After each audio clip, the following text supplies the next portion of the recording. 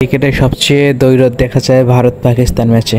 আজকে ভারত পাকিস্তান ম্যাচ রয়েছে।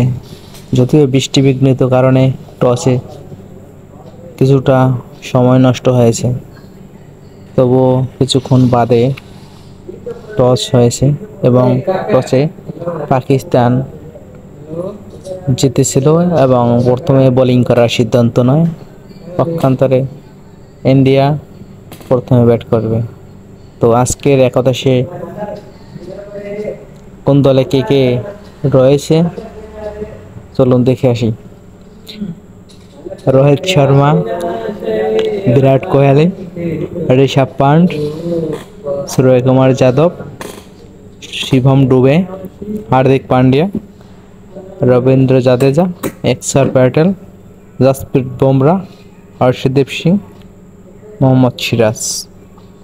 পাকিস্তান দলে রয়েছে বাবর আজম, মোহাম্মদ রিজওয়ান, ফখরুজ্জামান, ওসমান খান, শাদাব খান, ইফতিকার আহমদ, ইমাদ ওয়াসিম, শাহিন শাহ আফ্রিদি, নাসিম শাহ, হারিস রউফ, মোহাম্মদ আমির। দুই দলের মধ্যে খেলায়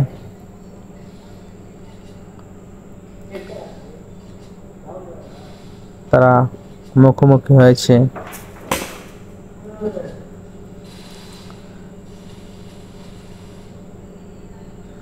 10 বার।